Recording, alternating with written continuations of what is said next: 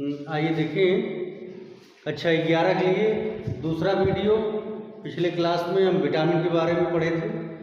आज जो है वो मिनरल्स की क्या आवश्यकता है और क्या रोल है इनका और इनकी कमी से क्या हो सकता है बॉडी में, इसका अध्ययन करेंगे। सबसे पहले मिनरल्स क्या हैं?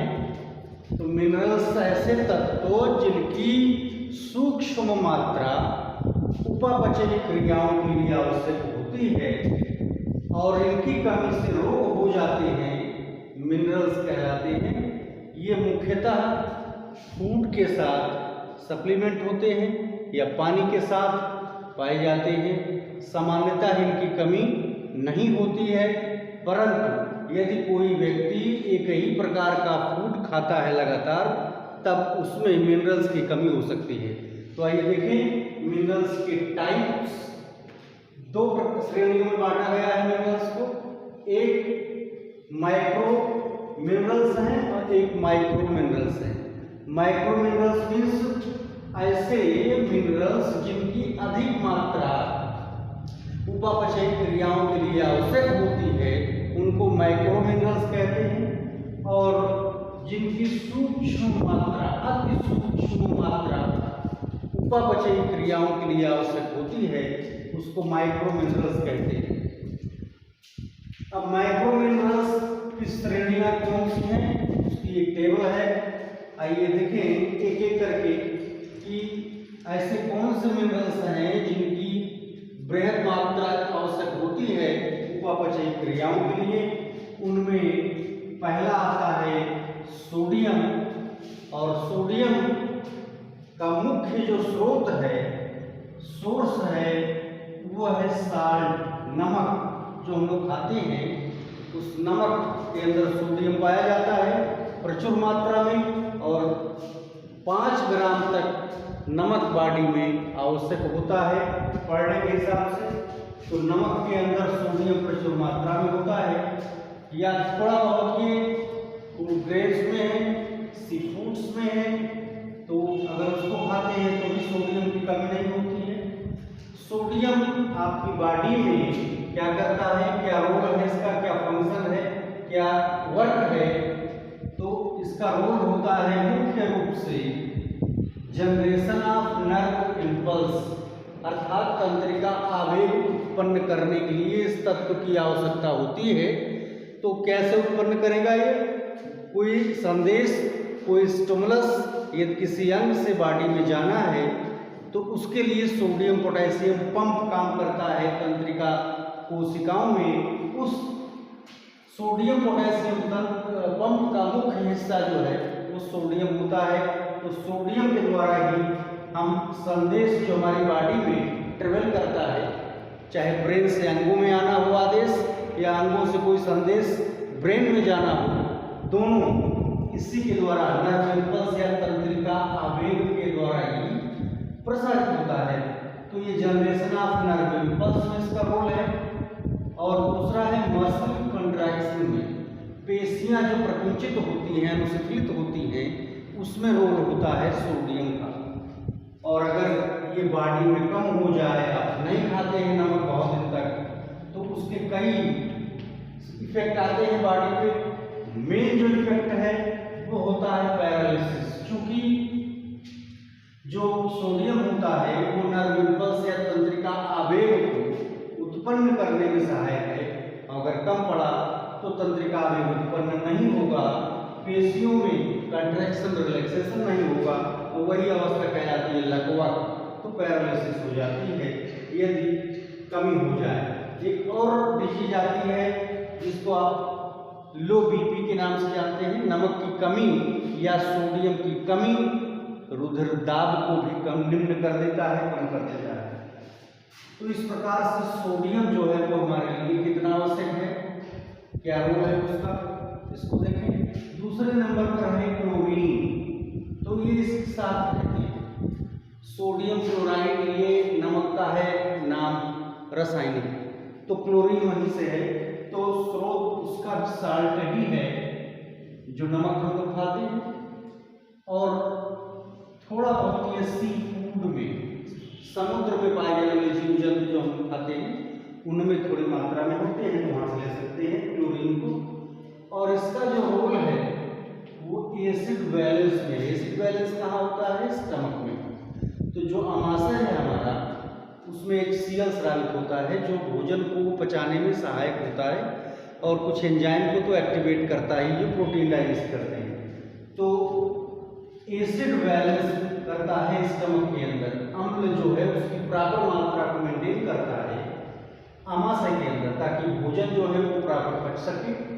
और अगर कमी हो गई इसकी तो इनडाइजेशन हो जाता है, जिसे आप अपच कहते हैं। अपच, भोजन का ठीक से नहीं पचना। तो भोजन जो है इसके अभाव में वो डाइजेशन उसका पूरा नहीं हो पाता है। वही अवस्था जो है वो इनडाइजेशन की हो जाती है या अपच हो जाती है, जब भोजन प्रॉपर नहीं डाइजेस्ट होता है, उसी अवस्था को कहते हैं। तो ये क्लोरीन का रोल है आपकी बॉडी में। इसी प्रकार से देखिए पोटेशियम, ये भी बहुत इंपॉर्टेंट मिनरल है। पोटेशियम का मुख्य स्रोत जो है वो मीट है या मिल्क में मिलता है। मिल्क वैसे कंप्लीट फूड होता है, विटामिन में बताया था। यहाँ मैं बता रहा हूँ मिल्क, एग, ये दो ऐसे फूड हैं जिनमें करीब करीब सारे एलिमेंट पाए जाते हैं जो आवश्यक बॉडी के लिए हैं। तो मीट, मिल्क, एग या वेजिटेबल्स के अंदर पोटेशियम पाया जाता है, वहाँ से हम लोग इसको प्राप्त करते हैं। अब इसका रोल क्या बॉडी में आपके है? तो जो सोडियम का था, चूँकि सोडियम पोटेशियम पंप आता है जो नर्व इम्पल्स जनरेट करता है, वही रोल इसका भी है। जो सोडियम का था वही इसका है, क्योंकि यह भी मसल कंट्रैक्शन में रोल प्ले करता है और nerve transmission means generation of nerve impulse, तंत्रिका आवेग को उत्पन्न करता है। अर्थात किसी अंग से संदेश को ब्रेन तक भेजने में ये मदद करता है और ब्रेन से आदेश जो है अंगों में भेजने के लिए भी वही कार्य है। तो ये दोनों रोल जो सोडियम का था वही रोल होगा, तो निश्चित रूप से बीमारी भी नहीं होगी। अगर इसकी कमी हुई तो भी लकवा हो जाएगा, तो पैरालिसिस हो जाएगा। और कैल्शियम, ये देखिए जन्म के साथ ही इसकी आवश्यकता बढ़ जाती है। और कैल्शियम जो है वो सबसे ज़्यादा मिल्क में है, मीट में है, बोनी फिशेज में है, सीड और फ्रूट। सीड मीन्स जो नट खाते हैं हम लोग, बीज वाले जो सब्जी खाते हैं या फल बीज वाले अमरूद वगैरह खाते हैं, तो इसमें प्रचुर मात्रा में कैल्शियम पाया जाता है। और सामान्य रूप से अगर प्रॉपर लेते हैं डाइट तो इसकी कमी नहीं होती। अब चूंकि रोल इसका क्या है कैल्शियम का, कैल्शियम हड्डी के निर्माण में मुख्य रोल अदा करती है। दांत का जो ऊपर पार्ट है, इनेमल, जो सबसे कठोर भाग है बॉडी के आपका, उसके निर्माण में मदद करता है ये। तो टीथ और बोन फॉर्मेशन, बोन को बनाने में और उसको नष्ट होने से बचाने में दोनों में रोल होता है कैल्शियम का। और अगर कैल्शियम कम हो जाए तो निश्चित रूप से हड्डियां जो है वो क्षय होने लगेंगी, हड्डियां कमजोर होंगी, भंगुर हो जाएंगी और बीमारी हो जाएगी आपको ऑस्टियोपोरोसिस मीन्स अस्थि मृदुलता। कैल्शियम के अभाव में हड्डियां कोमल हो जाती हैं और वही रोग जो है ऑस्टियोपोरोसिस कहलाता है या अस्थि मृदुलता के नाम से जानते हैं इसको हम। हड्डी का कमजोर होना, कैल्शियम कम होगा, मेन कंपोनेंट वो है कठोरता, उसी के कारण आती है। तो कैल्शियम जब कम हो जाएगा तो कठोरता कम हो जाएगी और बीमारी बन जाएगी। अब अगर एडल्ट स्टेज में भी कम हो रही है, कैल्शियम कम हो रहा है, तो जो दांत हैं वो टूटने लगेंगे, नहीं कमजोर होंगे, इनेमल पार्ट कटेगा और दांत में पानी लगना शुरू हो जाता है। तो डिकेइंग ऑफ टीथ हम बोलते हैं उसको, कि धीरे धीरे जो दांत हैं उनका क्षय होने लगता है। तो ओल्ड एज में ये प्रॉब्लम आती है। कई बार तो हम कोई ऐसी चीज़ें जो निरंतर खाते रहते हैं तो इनेमल धीरे धीरे कटता है, उस कारण से भी ये प्रॉब्लम आती है। लेकिन अगर कैल्शियम की मात्रा कम हो रही हो बॉडी में तो भी ये बीमारी आ जाती है कि दांत और हड्डियाँ ये दोनों वीक होने लगती हैं और ये दोनों रोग हो जाते हैं, जिसे हम ऑस्टियोपोरोसिस और डिकेइंग ऑफ टीथ कह सकते हैं या दांत का क्षय होना, ये कहा जा सकता है। सेटिंग होगा सही करेक्ट कर उखड़ ले तो हुआ चला। देखिए फास्फोरस, और फास्फोरस का जो स्रोत है वो है मिल्क, एग, फ्रूट और नट, जैसे काजू या बादाम, ये सब अगर प्रॉपर लेते हैं तो इसकी कमी नहीं होगी। रोल बॉडी में है इसका मुख्य रूप से एसिड बेस बैलेंस करना, कोशिका के अंदर अम्ल और क्षार के संतुलन में इसका कार्य होता है। एसिड बेस बॉडी के अंदर बैलेंस होता है, पॉजिटिव आयन और नेगेटिव आयन को दोनों इक्विलिब्रियम द्वारा कंट्रोल किया जाता है, तो उसमें इसका रोल होता है। और डिफिशियंसी डिसऑर्डर है उपापचयी गड़बड़ी, अर्थात जैविक क्रिया में गड़बड़ हो जाने के कारण कोई भी व्याधि शरीर में उत्पन्न होती है। इसके अलावा चूंकि हड्डी और दांत के निर्माण में भी इसका रोल होता है फास्फोरस का, तो ऑस्टियोपोरोसिस होती है ओल्ड एज में, और फास्फोरस हड्डी के अंदर पाया जाता है, जो हड्डियां स्वयं ज्वलनशील होती हैं, और यही फास्फोरस होता है जो कब्र से बाहर निकलता है तो कभी कभी आग जैसी चीज निकलती हुई नजर आती है। तो ये फास्फोरस है जो फास्फोरेसेंट करता है स्पेशली, और हड्डी के अंदर पाया जाता है। तो मृत शरीर को जलाएंगे तो हड्डियां स्वयं जलने लगती हैं, कार्य यही होता है फास्फोरस। इसी प्रकार से एक और एलिमेंट है, इसका नाम है मैग्नीशियम। बहुत सूक्ष्म मात्रा में इसकी भी जरूरत है, और स्रोत इसका है green vegetables, seeds, food grain, nuts, और पीने वाले पानी में, और चोको यानी चॉकलेट कहते जो खाते हैं उसमें मैग्नीशियम उपलब्ध होता है। और इसकी इस रोल के बारे में देखें तो ये भी मसल कंट्रैक्शन में रोल करता है, पेशियों के सिकुड़ने और फैलने में इसका रोल होता है। और इसके अलावा ये इम्यून सिस्टम को प्रतिरोधक क्षमता, जो रोग से लड़ने की शक्ति होती है बॉडी की, उसको इम्प्रूव करता है। तो इम्यून डिसऑर्डर हो जाता है, प्रतिरक्षा तंत्र कमजोर हो जाता है, और उसके कारण कई रोग उत्पन्न हो जाते हैं। तो ये मुख्य रोल इसका जो होता है वो इम्यून सिस्टम को बनाने में, मसल कंट्रैक्शन और रिलैक्सेशन में, और कमी हो गई तो बीमारी होगी। ऐसी बीमारियां जो प्रतिरक्षा तंत्र कमजोर होने के कारण हावी हो जाती हैं, यानी ऑटो इम्यून डिसऑर्डर गठिया वगैरह होते हैं, तो ये ऐसी बीमारियां जो बॉडी में आ सकती हैं। इसके बाद लास्ट है सल्फर, और सल्फर का जो स्रोत है वो मिल्क और फिश, ये तो कॉमन है, वेजिटेबल और नट, इसके अंदर सल्फर पाया जाता है। और सल्फर जो है वो प्रोटीन मेटाबॉलिज्म में भाग लेता है, प्रोटीन के निर्माण में कुछ भाग करता है। और प्रोटीन जो है वो मसल्स के अंदर पाई जाती है पर्याप्त मात्रा में, तो प्रोटीन मेटाबॉलिज्म बॉडी के अंदर इसको पर्याप्त मात्रा में बनाता है। अगर प्रोटीन बॉडी में कम हुई तो बीमारी हो जाती है मेरेस्मस, और मेरेस्मस के लक्षण विटामिन में बताए थे कि बोन जो है डिफॉर्म्ड हो जाती है, हड्डियाँ टेढ़ी मेढ़ी हो जाती है, त्वचा झुर्रीदार हो जाती है, शरीर कमजोर हो जाता है, और ये बच्चों में कामन डिसऑर्डर आता है, उसी प्रकार का लक्षण जो है वो दिखाई देने लगता है मानव में। तो इस प्रकार से ये माइक्रो एलिमेंट्स जो थे वो कंप्लीट होते हैं। इतने तो ऐसे एलिमेंट रहे, ऐसे मिनरल्स रहे जिसकी ज़्यादा मात्रा आवश्यक होती है उपापचय क्रियाओं को नियंत्रित करने के लिए। इसके बाद देखिए यहाँ से लेते हैं हम माइक्रो मिनरल्स, यानी सूक्ष्म खनिज। और सूक्ष्म खनिज में जिसकी बहुत सूक्ष्म मात्रा चाहिए आपको वो है आयरन। और आयरन जो है वो कहाँ से आपको प्राप्त होगा, तो पत्तेदार सब्जी, ऐसी वेजिटेबल्स जो लिखी हैं, ग्रीन वेजिटेबल्स है, पालक है, या दूसरी और जो ग्रीन वेजिटेबल्स लेते हैं हम लोग, या दूध, अंडा और फल, ये कॉमन स्रोत हैं आयरन के। इसके अलावा देखें तो मांसाहारी भोजनों में ये रेड मीट में मिलता है, चिकन में मिलता है, तो वहाँ से प्राप्त करते हैं हम इसको।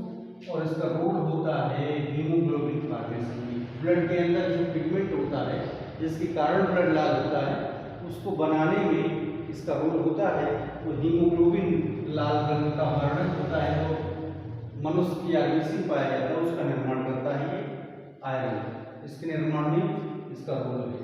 तो और कमी अगर हो गई तो इसकी कमी से खून की कमी या एनीमिया बीमारी कहते हैं वो हो जाती है। ये एनीमिया बीमारी या रक्त अल्पता इसको हिंदी में बोलते हैं, ये बीमारी कॉमन है। और अब जानते हैं कि हीमोग्लोबिन जो है वो 13 से 15% पाया जाता है हीमोग्लोबिन में, वो परसेंटेज डाउन हो जाती है इसकी कमी के कारण। और अगला देखिए, ये बहुत इंपॉर्टेंट मिनरल्स हैं जिसको आप बोलते हैं जिंक। जिंक जो है उसका कई रोल बॉडी में आपके होता है, और इसका स्रोत जो होता है वो मिल्क है, एग है, ग्रीन वेजिटेबल्स में पाया जाता है, फूड ग्रेन्स में पाया जाता है जिंक। और रोल अगर देखें आप तो बहुत सारे रोल हैं इसके। पहला रोल आता है कि फॉर्मेशन ऑफ वुंड हीलिंग में इसका रोल है, अर्थात घाव को भरने में मदद करता है, और एंजाइम को बनाने में मदद करता है। फॉर्मेशन ऑफ एंजाइम इन विशेष पार्ट है जो एंजाइम के हैं वो एक्टिवेट करते हैं, बनाते हैं, और ये प्रोटीन के निर्माण में मदद करते हैं। Genetic material means DNA, RNA उनका निर्माण करता है। स्पर्म प्रोडक्शन शुक्राणु के निर्माण में भाग लेता है, उत्पादन में, और ग्रोथ जो बॉडी की होती है उसके लिए आवश्यक होता है। तो इसका रोल बॉडी में बहुत ज़्यादा है, कई काम करता है ये, तो बहुत सारे रोल बॉडी के अंदर पाए जाते हैं। और जिंक की यदि कमी हो जाए तो इन सब से रिलेटेड बीमारियाँ आती हैं। तो एक बीमारी नहीं होती यहाँ पे जिसका नाम लिया जाए, तो डिसऑर्डर अगर जिंक का हो रहा है तो इन सारे जो इसका रोल है वो सारा रोल जो है वो डिक्रीज कर जाएगा, और बीमारी कई हो जाएंगी। तो हम यहाँ मेटाबॉलिक डिसऑर्डर लेते हैं, उपापचयी गड़बड़ी मेटाबॉलिक डिसऑर्डर हो जाता है। मेटाबॉलिज्म जो है वो कई अंग का खराब होता है, तो मेटाबॉलिक डिसऑर्डर हो जाता है। जैसे स्पर्म प्रोडक्शन कम हो जाएगा, ग्रोथ कम हो जाएगी, घोनापन हो जाएगा, या स्पर्म प्रोडक्शन कम हो गया तो इम्पोटेंसी आ जाएगी। तो ये बहुत सारी बीमारियां जिनके नाम आप ले सकते हैं, ये हो जाती है यदि इन मिनरल्स की कमी बॉडी में हो जाए तो।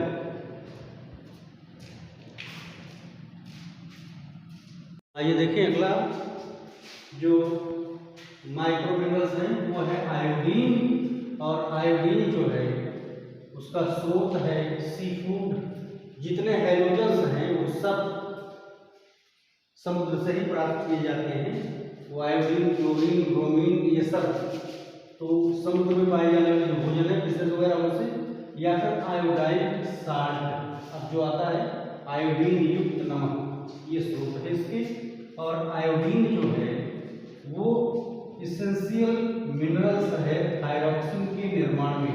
ये हार्मोन है जो थायराइड ग्रंथि से निकलता है और ग्रोथ और तमाम और कार्य के लिए जिम्मेदार होता है। ये थायरॉक्सिन के बारे में डिटेल आपको एंडोक्राइनोलॉजी बताया जाता है। और अगर थायरॉक्सिन हार्मोन की कमी हुई तो गला जो है वो फूल करके बाहर लटक जाता है, उसको घेंघा कहते हैं या ग्वाइटर कहा जाता है।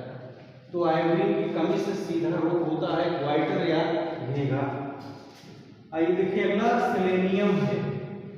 और सेलेनियम का जो स्रोत है वो है सी फूड, मिल्क, वेजिटेबल और एग। और ये क्या करता है कि कोशिका और मसल्स इसको सदैव कांस्टेंट रखने का कार्य करता है, इसके अंदर परिवर्तन बहुत मिनिमम होने देता है। तो ऐसे तत्व जो शरीर के अंतर वातावरण को चेंज होने से रोकते हैं एंटीऑक्सीडेंट कहलाते हैं। तो ये शरीर को हमेशा युवा बनाए रखने के लिए आवश्यक होता है। और अगर कम हो गया ये सेलेनियम तो वीकनेस होगी या बुढ़ापा जल्दी आ जाता है, ओल्ड एज जल्दी हो जाती है मानव में। तो इस सेलेनियम का रोग होता है। इसी प्रकार से देखेंगे कापर, स्रोत वही है जो ऊपर लिखे सेलेनियम के। और कापर का जो रोल होता है वो एंजाइम का ये पार्ट है। तो एंजाइम जो है वो मेटाबॉलिक क्रियाओं को, एक्टिविटी को रेगुलेट करते हैं। इसलिए अगर इसकी कमी होती है तो एंजाइम जो है वो सक्रिय नहीं हो पाएंगे, तो जो रोल इसका है वो स्लो हो जाएगा, जिसके कारण कई रोग होंगे और उसको कलेक्टिवली कहा जाएगा मेटाबॉलिक डिसऑर्डर। और आगे देखेंगे तो मैग्नीज आता है, जिसकी सूक्ष्म अति सूक्ष्म मात्रा आवश्यक है उपापचयी क्रियाओं के लिए। तो इसका भी स्रोत वही है जो ऊपर है, और इसका रोल जो होता है वो हड्डी और टीथ के निर्माण में होता है। मैग्नीज का जो रोल है वो भी पार्ट ऑफ एंजाइम है, और वही डिसऑर्डर करता है जो इसके पहले बता रहे। मैग्नीज और कॉपर इन दोनों का रोल एक ही होता है, और डिफिशियंसी डिसऑर्डर भी एक होता है। हाँ, फ्लोरीन जो है, फ्लोराइड जो है, ये आयन फॉर्म में है, तो फ्लोराइड का जो स्रोत है वो सी फूड, स्पेशली इसका भी ज़्यादा मात्रा में पाया जाता है, फ्लोरीन भी नहीं फ्लोराइड। और ये जो है वो फॉर्मेशन ऑफ बोन और टीथ ये करता है। फ्लोराइड, ध्यान से सुनिए, फ्लोराइड जो है वो हड्डी और दांत के निर्माण में मदद करता है, और अगर इसकी कमी हो गई तो बीमारी सुने हैं फ्लोरोसिस, जिसमें दांत जो होते हैं उनका क्षय होने लगता है इनकी कमी के कारण, दांत धीरे धीरे कमजोर होने लगते हैं। और लास्ट में आता है क्रोमियम, जिसकी अति सूक्ष्म मात्रा आवश्यक होती है इंसुलिन के निर्माण में। ये भी एक हार्मोन है जो पैंक्रियाज के आंतरिक भाग से, एंडोक्राइन पार्ट से निकलता है, और ये ब्लड में शुगर को रेगुलेट करता है, यानी शर्करा की मात्रा को कम या ज़्यादा होने नहीं देता है। इंसुलिन के कारण ही शरीर में न्यूनतम 80 मिलीग्राम से लेकर के 140 मिलीग्राम प्रति 100 ml ब्लड में शुगर पाई जाती है। तो इंसुलिन को जो है वो एक्टिवेट करता है, एक इंसुलिन फॉर्मेशन में इसका रोल होता है। और अगर ये कम हुआ तो इंसुलिन कम बनेगा, कम बढ़ने के कारण जो बीमारी होगी उसको आप डायबिटीज या मधुमेह कहते हैं, जिससे रक्त में शर्करा की मात्रा बढ़ जाती है, और यही बीमारी कहलाती है डायबिटीज, जिसके कारण बहुत सारे और दूसरे रोग उत्पन्न हो जाते हैं बॉडी में। तो इस तरह से मिनरल और विटामिन, ये दो पार्ट जो फूड के सारे कंपोनेंट पूरे कर दिए गए हैं।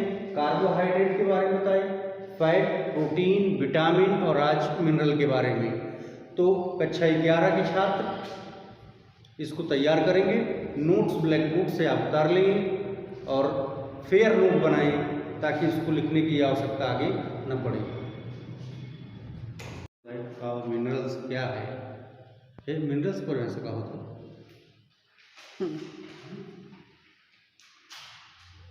रुके ना, आप में 5 वाला सिस्टम है ना, रुके कैसे? आओ दिखाओ कहाँ रुके, रुके ससुर का दिखाओ।